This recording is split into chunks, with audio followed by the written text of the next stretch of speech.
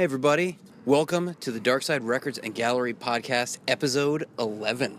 Black Friday We edition. peaked.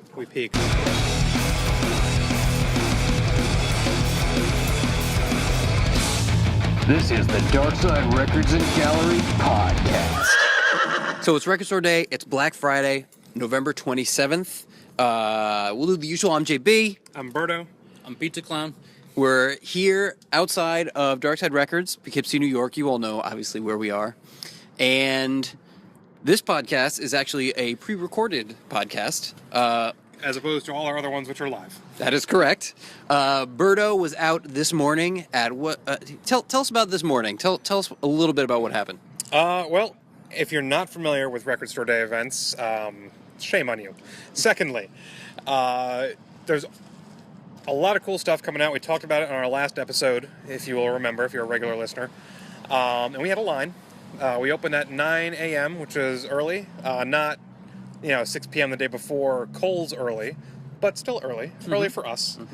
So around 8:30, I started going out and mingling with the crowds, and got some interviews with some of our fans and customers. The first girl online was here with her sister at 12:30 in the morning. Shut up. And that is dedication not usually seen in a Black Friday Record Store Day event. Particularly Seriously. warm this year, though. It was warm. We were commenting that this morning was probably warmer than April. So we have interviews that Berto did, and not just that, but this will be our first ever artist interview podcast. We had a guest musician. We had Bobby Long performed in store this afternoon, and we took a few minutes with him and did a quick little interview. We talked about his motherland. Background, England. We talked about music. We talked about vinyl. We talked about the sound of music. And the Queen. We dispelled some rumors. Yeah. We did dispel some rumors, although I may have laid the groundwork for an uprising. Well, but we also might have tamped some animosity that perhaps... So a little awkwardness that maybe we felt. So True. if we cause an international incident, our bad. Putin's got our back. One of our bags. So here is the Record Store Day podcast. Hey, this is Berto reporting not at all live from the front of the Record Store Day line Black Friday. It is approximately 8:45 in the morning. Things are going to get underway very soon. There's already some ornery customers demanding trivia and prizes. Okay, so I'm here with the first person in line. What's your name? Alyssa and Sophia, she was with me too. Cool. So you're the sidekick? She's a sister. Yeah. Sister. Okay, cool. Yeah. Sisters are cool. What time do you guys get here? Like 12:31. Okay. Yeah. We're talking AM, right? Not AM. You weren't here AM. yesterday No, afternoon. no. AM. Okay, Yeah. cool. What are you looking forward to most? Well, I want to get the High Fidelity soundtrack, Garden State, the Dave Matthews. What else did I want? Oh, MGMT. That's what I'm The looking MGMT. forward to the most. Yeah. Okay, cool. We can hook you up with all of those. Being here at 1 in the morning, you deserve it. Cool. And is she with you guys or no? She came later on, but yeah, she's with us. Later. What's your name? Alex. Okay. Oh, you won the beach house. Yeah. Okay. So you're no stranger to our social media. No. And the church is ringing. Early. Church is early. Alex, what are you looking forward to? Beck. Dreams. Cool. Very excited. And that's all I have money for, so Well, you got that's a it. t-shirt. I got a free date. That's right. You just scored some free swag. I think, is that a tote bag, not a t-shirt? Yes, it is. Okay. It's got his face on it though, so that's okay. Anything with his face is okay. Yeah, that's valid reasoning right there. Cool. Okay, thank you guys. Thank you. Okay, this is Berto back in the line at Record Store Day. I'm here with, what's your name? Nancy Kunak. Hi, Nancy. How you doing? Good. How are you doing? Good. So this is your first time waiting in a Record Store Day line. Is that correct? That's correct. What are you waiting for? Queen. Queen? Okay. So why is this your first time? Did you just find out about the event randomly? Are you a big Queen fan? No, I bought my husband a record player, and we're going to buy vinyl records, and we've been coming to the shop, and we found out that Queen was having their edition, and we're waiting online now. Awesome. So how long have you been here? What time did you get here? We got here around 7. Okay, cool. And now your husband is the one shadily waiting behind you, not talking publicly on the podcast. Is that correct? That's correct. Okay, cool. And the album's for him. Okay, very cool. Thank you. Hey, this is Berto back again from the line at Record Store Day Black Friday 2015. I'm here with a man dressed like Boba Fett. What's your real name? Feldman. Okay, that works. That sounds just as intimidating as Boba Fett, the worst mercenary in the galaxy. What are you here waiting for, man? A little of everything, from B.B. King to Judas Priest. Cool. What time did you show up? About 7:30. And where did you get that awesome hoodie? I don't want to mention, but it's a round logo, and it's got another one inside. Looks like a Target.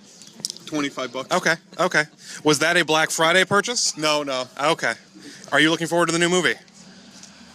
I am, but I'm scared that... You sound very skeptical right there. I'm scared that Disney's going to ruin it. Okay. Well, in their defense... Can they do any worse than Jar Jar? Yeah, can they do worse than George Lucas already did when he shot himself in the foot? So...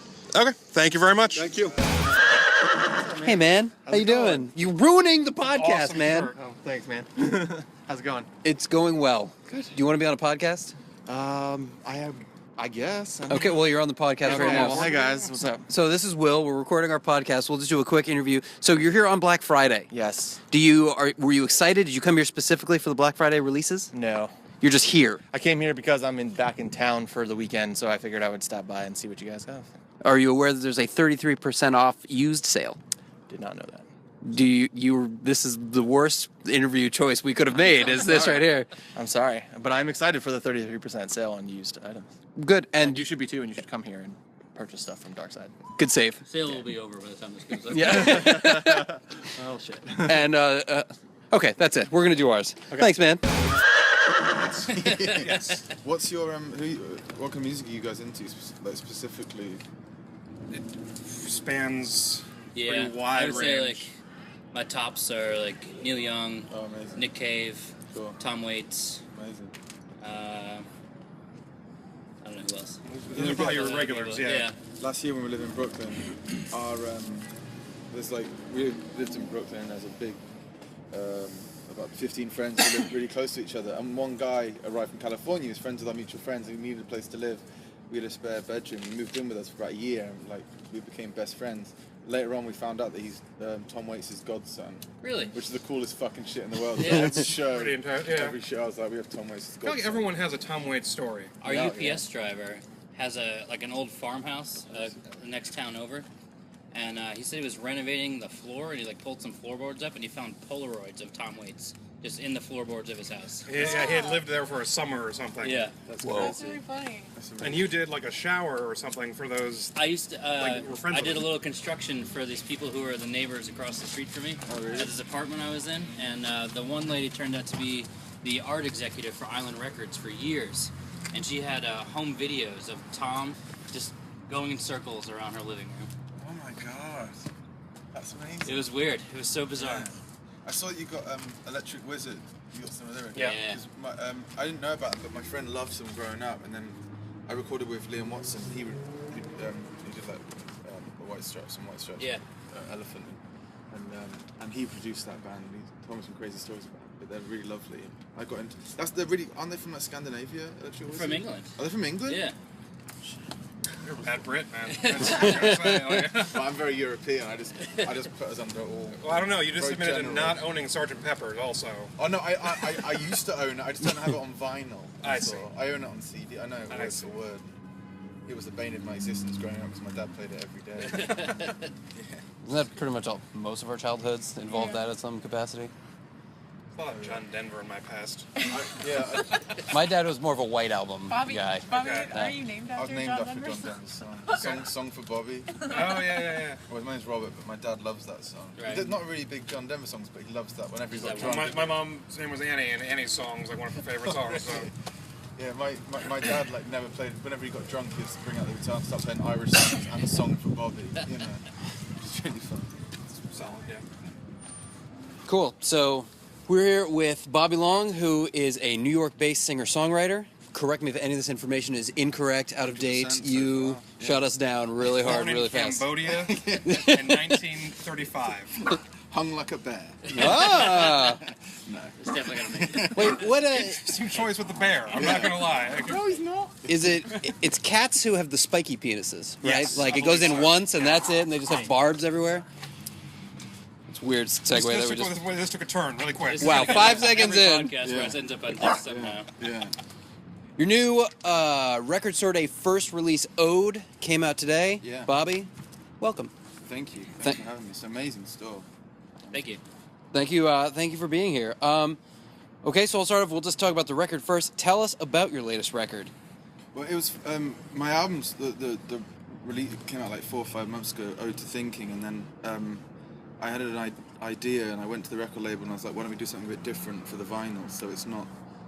I've done vinyl on every single release, but I want to do something a bit different, include B-sides and have different artwork and call it Ode instead of Ode to Thinking, just so people thought, I know vinyl's on the up right now, but it's a whole different purchase, and it's my kind of favourite 6 or 7 tracks, and then the B-sides on side 2, so I thought it was kind of a cool kind of bootleg. That's interesting. I don't think I've ever come across a Record Store Day piece quite like that. Yeah, what's funny was when I mentioned it to the label, I was like, they're not going to go for this at all. But they like, credit to them, they really liked it, and so it's great. Yeah, it's really cool. I think it's particularly the Record Store Day. There's a willingness to do interesting pieces that maybe they'll be more hesitant about otherwise. Yeah, and I think too, my buddy is a photographer called Jamie Strachan. We use all he's a great photographer, and we used all his artwork on like the T-shirts and the CD, the lyric booklet, and he had so many great photographs that I wanted to use a different one and kind of help promote him a little bit too. So it's like a collaboration between me and him. The guy who designed it is a guy called Brett Kilroe, he does everything. He's on all the Strokes records, Kings of Leon. It's an Old Dirty Bastard. He did the one with the license. Yeah, Nice. he's just he's just probably one of the greatest people in the world. So he's one of my best friends. So that collaboration meant that I just wanted to do something different. Yeah. And like let them shine a little bit. Yeah. I mean, not that they need it; they're doing better than I am. Well, We're getting there. We posted that you were going to play here, and we got tweets from all over the world asking. Yeah. Apparently you're really big in Germany. Yeah, I just got back from there too. Yeah, it's great. I have like some really great fans where I can do that kind of creation where I can make something different, and they're really into it and they want to have it. you know. And when I first started, I did like a CD recorded in my bedroom, and we only printed however much, and everybody wants it, and we had to reprint it because everybody wants the whole collection of work, which is. As a musician, that's the best. Yeah, very fortunate. I think we all here have that disease. That's pretty much why we live in the record store. Oh yeah, so jealous. You guys have any jobs going here? We can always use a fill-in. Well, we're in the process of expanding, so. Oh great, yeah. Let me know. Yeah, I promise I'll definitely be that Jack Black character in High Fidelity. You could be like the anonymous guitarist for the house band. Yeah. I'll just sit in the corner with like a resonator and just twing out. What are you buying? No, he's paid to be here. He's Yeah. It'll be softer because of the English accent. Oh so yeah, I it's think you not can really quite as get away hard. with it. Well, I was talking to my wife, and we were looking at the Beatles records, and there's obviously the mono and the stereo, and she was like, "Is there a big difference?" And I was like, "Is there a big difference? Yes, there is a big difference." To a Beatles fan, it's huge. Arsehole. Yeah, It's gonna be okay. it's gonna be okay. Yeah, Night and day. yeah, absolutely. Tell us about some inspirations. Who do you cite as inspirations, say lyrically and musically? Lyrically, Dylan and Leonard Cohen. I love Leonard Cohen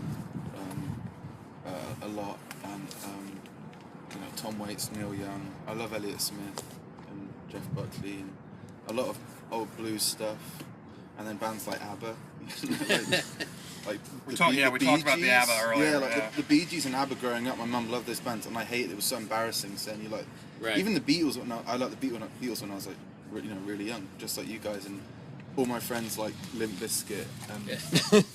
I didn't like Nirvana at the time. I love Nirvana now, but I was like, I don't want to be. Everyone had like long hair, and I was more into the Beatles and Bob Dylan and anybody who really pushes their craft. The Beach Boys, Brian Wilson, and then I just go from there. And when I was younger, Silverchair, who I loved growing up, they did obviously the first release was Frog Stomp, and it was like kind of metally. And then they started working with Van Dyke Parks, who did work with the Beach Boys. And then I was like, oh my god, they released a record called Diorama, and that changed everything for me, because it was like, oh, this is a band from now who are like, who have got one foot in the past, and then so anybody really, I love, you know, I love Dean Martin as a singer. He's wonderful, and I just like you guys, it's too hard to pin down. I love Black Tony Iommi is my favorite black guitarist in the whole wide world. And so just there's too much really. I was reading the bio on your site, and you cited so you learned guitar playing along the blues records. Yeah. Oh, like there was like Robert Johnson at first, and then like Mississippi John Hurt, and B.B. King, Albert King, Freddie King is probably my favorite, and then I got into people like Hendrix. He was like one of my first heroes, and like Stevie Ray Vaughan, and then like Leon Russell. I found out Leon Russell wrote I'm Going Down and like produced the Freddie King records, and then I was like, holy shit, who's Leon Russell? Didn't Booker T have a big hand in some of those Freddie King records? Oh yeah, absolutely. Booker T's incredible too. So yeah, and you know, I geek out about music and like all the connections and you know all that stuff is just. Especially from that era too, like everybody was in this, you know, all the studio incredible guys that are around. Yeah, and then like you know, Leon Russell to like and Elton John. I was like, oh, Elton John like influenced Elton John. I love Elton John. Then they did that record together a couple of years ago. Yeah. Which I kind of liked actually. Especially the first track. This is nothing about me, but it's a funny story. There was a 4th grade talent show in which you didn't have to do anything of talent. Huh? So it's like a roly-poly on the floor. Basically, but so my choice, like I think everybody had to participate. It was like a confidence booster thing, and I chose to lip sync an Elton John song. Oh, that's amazing. Yeah, like they brought a piano out for me, and I just kind of did this. That's amazing. There's a great Irish comedian who talks about like the Irish talent show compared to like the Chinese talent show, and all these kids, actually there was like a bunch of Chinese kids in this Irish school in Dublin. They're all playing like violin, like grade 10, and their parents are really working them hard. And then the Irish kid comes out and just does a roly-poly, and everyone's clapping. And he's like, "What the hell is this?" And then he talks about like the adoption process. If that was an adoption centre, it's like no one would want that roly-poly kid. No way. That was your audition for your future. Yeah, absolutely. Right. Yeah, so it's fun. So you are from England. Yeah. And now this is off script, but I'm going to ask: is there any animosity toward the states and the colonies remaining over there? There's none. Because I have a friend of mine who's British, and he always ends up here in New York around the 4th of July, and he gets so grumpy. And he's old, and he like kind of walks around and complains. Is this a true story? This is a true story. This guy drives for my uncle's race team, and he complains a lot about the colonials getting uppity and just it's. Yeah, not until you mentioned it. Now I feel like, you know, no, but it's funny, obviously Thanksgiving was yesterday.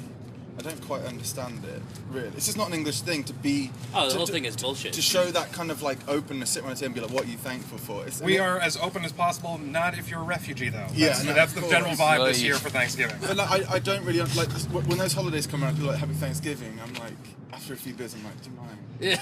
Do you mind not? But no, I love it. I love it here. I choose to be here. How long have you been in the States, living in the States? Like 7 years now. And I really love it, you know. It's a wonderful place for wonderful people. There are just big, the differences in culture between and the people England to the States is huge. Just the way we are, you know, like we don't like Americans are very open and emotional in a good way, and English people they're a bit more like they're very resolute English people, but they don't necessarily. It's like when I walked in here. I was kind of a bit nervous, and I started looking at records, and I was like, please come and talk to me, please come and talk to me. You know what I mean? Rather than the other way around, which seems stupid now, but that's an English. And we're sitting over there like, oh man, it's British. Is this going to be weird if we just walk up and talk to him? Yeah. But no, there's no animosity at all. No. I mean, now I'm analysing it now. There might be. See what you started? And now also, it's second guessing everything. I'm planting the seed, is what happened. He, of course, speaks for the whole of the country. Yeah, that's my understanding here, yes. My speak for Her Majesty's government. The only thing I don't like is your love of... I'm not a big royal... I'm not a big lover of the Queen or that kind of stuff. Really, she doesn't bother me, but the rest of the family do. And my dad's a socialist, so he hates the royal family.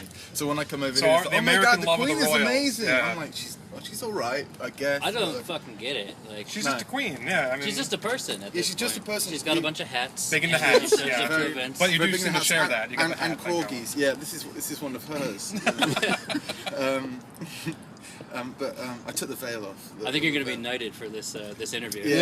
Yeah. No, but it's funny the obsessions that we have with America and that the It's Americans vice have with versa. us. Like with me, it was like popsicles. What the hell is a popsicle? I remember watching like MTV Cribs, and it was like some rapper was like, "I've got all these popsicles, man." And I was like, "That sounds amazing." I love that. And then you don't really eat popsicles. You know what I mean?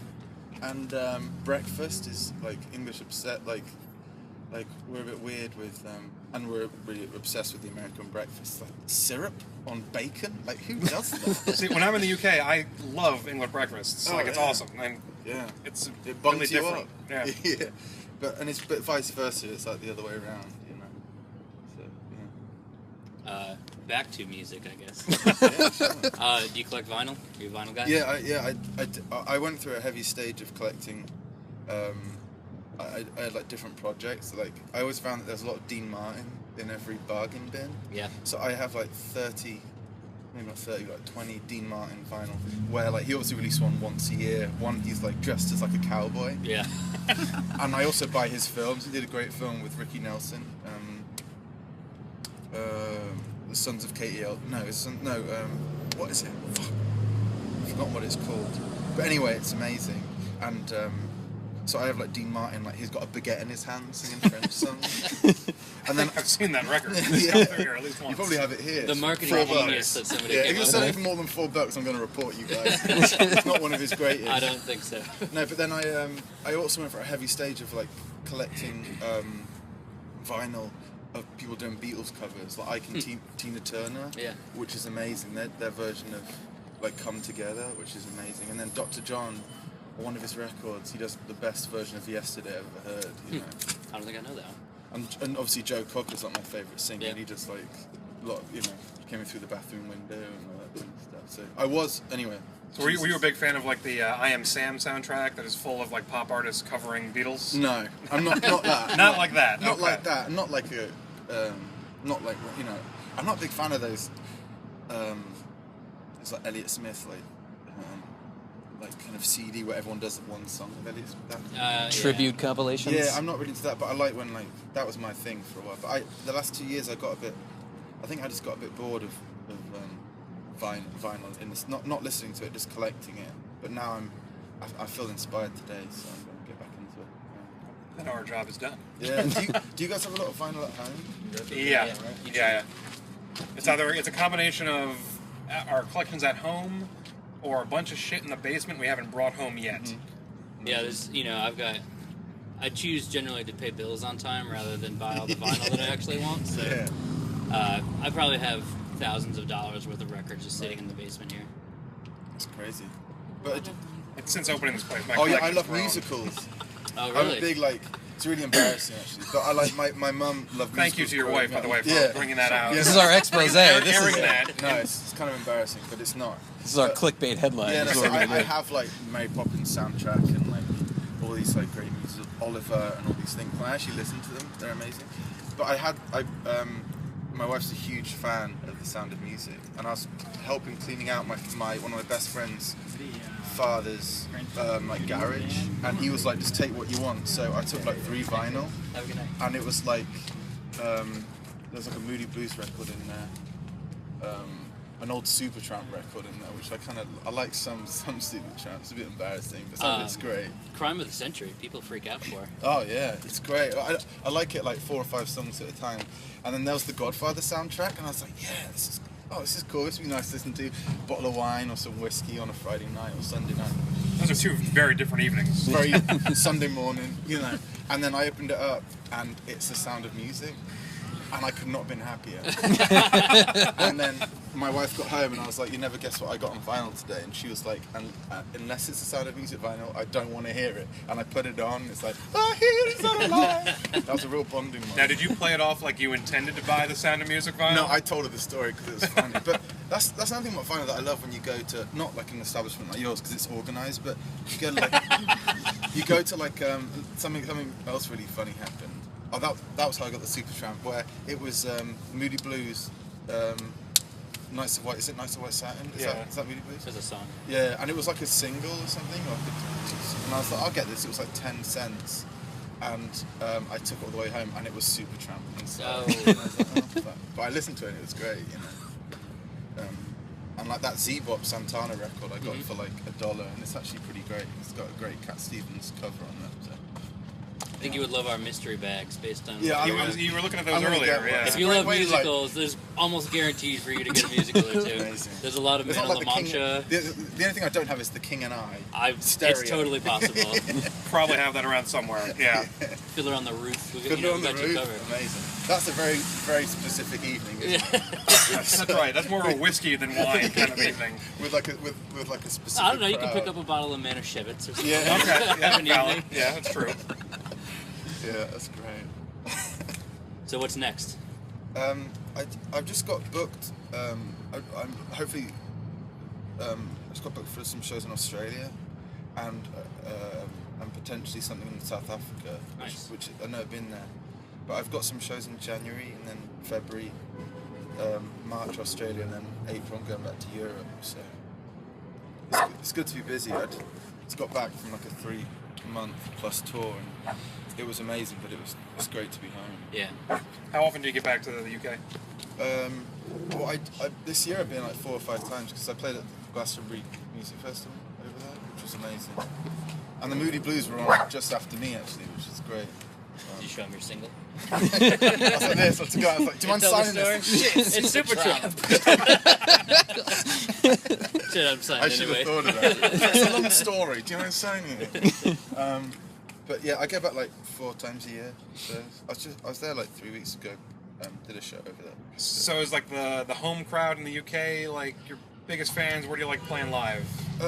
Who's got the best fans? It's different, you know. Germany's particularly good. Well, back to Germany. Yeah, Germany, they love you. Because they really, and Austria too, they really listen. They don't like making any kind of a noise, which is, if I was playing, I go over there a lot solo, so it's perfect. But if I was going with a band, I can imagine it's a different experience. Right. You know? Do you find US crowds to be noisy? Only when their motorcycles drive by. Not particularly. American fans are great.